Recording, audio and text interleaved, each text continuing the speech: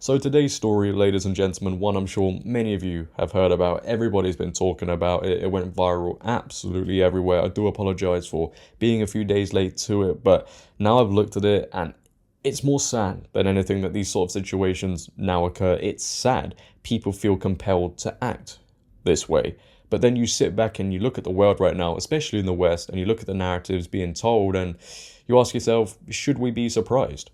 Who knows? So essentially the story goes, a nurse was leaving her 12-hour shift, okay? She's 6 months pregnant. 6 months pregnant.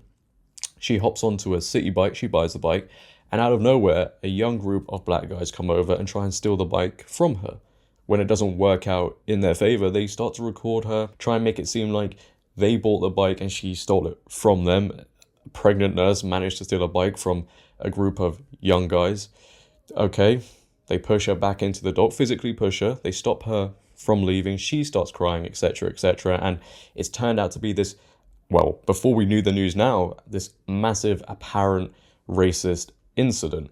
Now, before we carry on any further, take a look at the clip that did go viral for anybody that hasn't seen it. No, record him, record him. Help! Help me! Please help me! It's not your bike. Please help me! It's not your bike. It's not your bike. Please help me! Help! Please get off me! Wait, what the f*** is going on, bro? Please get off. Yo, don't not take it, Bro, now you're not getting the bike, bro. Yeah, now you're not getting the bike. Help! You're not getting Get the off bike. me, I'm dude. not. Bro, Why you took his phone? What's wrong with you? stupid as something. You're not Don't touch touching his my phone. phone. Do not touch his phone. I'm not touching you. You putting your stomach on my hand. My dude, stop. No, my dude, stop. No. I said no. I said sit down. Please help me! My bike. She's just crying. You're not crying. You're not crying. I got Stupid. I got It's you on my video. bike. Off! Wait, you pulled it out? Hey, Hassan, you pulled it out? Hassan, I don't give a f***. Hassan, you pulled it out? This is my bike. It's on my account. Please move. All right, so why don't we reset the bike? I'm not resetting the bike. It's his. It's his. It's his. Reset it and then pull it out on your account. You are active. This is my Stop fake bike. crying. He's fake crying. Stop fake crying. Hey, stop touching me. Why I don't don't you touch take you. this one? Hold up. Hey, stop touching me. Stop touching me. Why don't you take this bike? Stop touching me. I will. I Exactly. So take Fuck it. out of here. So take it. You're stupid ass. Fuck out of here. Dumbass. Your baby gonna come out with Wait, how you stop crying? Fuck. Not a tear came down, miss. Not Not a tear came down. Yeah, I love this generation. I really do. And what that video was meant to portray to the world, it essentially works, right? Because there was huge uproar on social media. In the headlines, the New York Post went on to go and say, which by the way, they're facing a load of controversy because of how they've reported on this, but they said social media users were quick to chastise the NYC hospital employee, nicknaming her Karen and questioning whether her alleged actions on the street reflect how she treats black patients. One person chimed in and said this Karen needs to be locked up. NYC Health Plus Hospital's Bellevue addressed the incident in a statement on social media on Sunday. We have recently become aware of an incident that occurred off campus over the weekend and appears to involve one of our employees. We are sorry this happened and we are reviewing the incident, the hospital wrote. So obviously with all of this, she was put on leave, which led to celebrations from the progressives, from the left, because this Karen got what she deserved. You know, she used her white privilege, so of course she deserves this. Her privilege got her in this mess.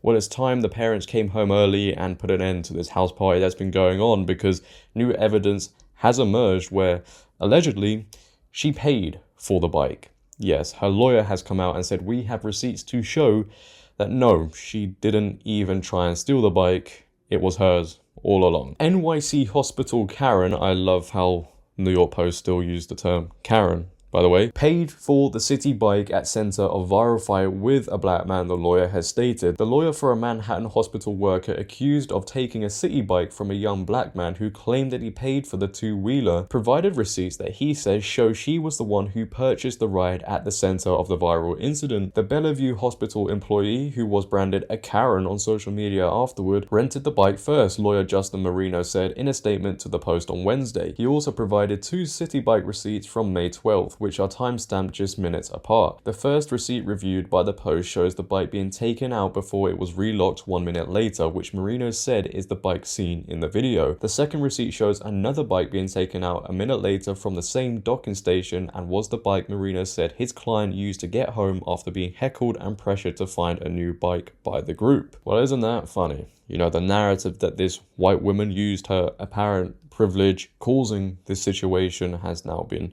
thrown out the window. So let's just talk about this for a second, okay? A nurse has worked for 12 hours. She's pregnant, 6 months pregnant. So not only has she got to look after herself and make sure she's okay, but she's got to look after everybody else and make sure they're okay. She finishes her shift. She wants to go home. She buys the Citi bike, but she can't even go home because she's got to deal with a young group of guys coming up to her and making her seem like she's racist because, oh, she didn't give them the bike, so let's start recording her. Let's make this incident go viral.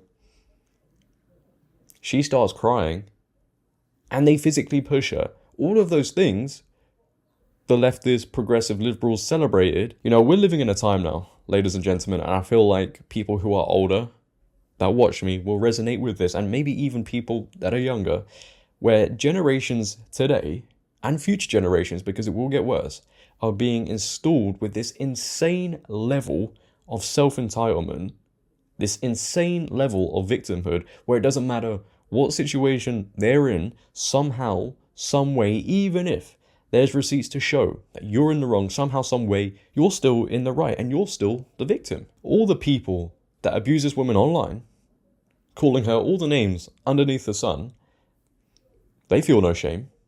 Of course they don't. They've not been brought up with how to apologize. They'll move on to the next thing. And then when that story doesn't work out in their favor, they'll then move on to another thing. And because this hasn't worked out in the liberal media's favor either, this story will soon be forgotten about. Will the boys who are involved face any consequences? Who knows? If they do, will that not be deemed as racist? It probably will, right? And even though the lawyer has shown receipts of her buying the bike, people on social media are still trying so desperately hard to cling on to the original narrative. Whether she paid or not, the fake tears, cries for help were to weaponize her privilege and endanger a black man. She should have given them the bike regardless of who paid. Her privilege in this is disgusting. You know, sometimes my brain struggles to compute the stupidity some people possess. It really does. And then on top of all of that, and I know this might be a little bit more controversial, I've seen people say, well, we've seen what she stands for, we've seen what her lawyer has said, etc., and she probably did vote for this. Does it matter which side she voted for? Even if she voted for the opposite side, it's not going to change anything. Her solitary vote wouldn't have changed anything. The only time you will change something is when you change the view in the minds of a large populace, which hopefully events like this will. They will see how radical and how extreme leftists are, and they will be like, maybe we should start to move away from this. But when you have people like Joe Biden struggling, and I say struggling to talk because we all know he can't really talk, but when he stood up and saying, you know, white supremacy is the most dangerous thing in society right now, and Democrats are telling people they're victims as soon as they're born, as long as you keep telling people this certain narrative, is it any wonder people act out in this way? And the narrative goes stronger not only in America, but in the UK as well. Everybody's the victim. Everybody now has to have self-entitlement, and everybody else is in the wrong. Welcome to 2023, when you are actually the victim, you are still the one that gets blamed. Make it make sense. But that is the end of the episode, ladies and gentlemen. If you have enjoyed today, then please, for me, make sure to leave a like rating, leave your comments down below about this whole story. I'd be very interested to see how you guys feel about it all. But until next time, it has been your boy, JD. Have a great day. Stay safe. I'm out. Peace.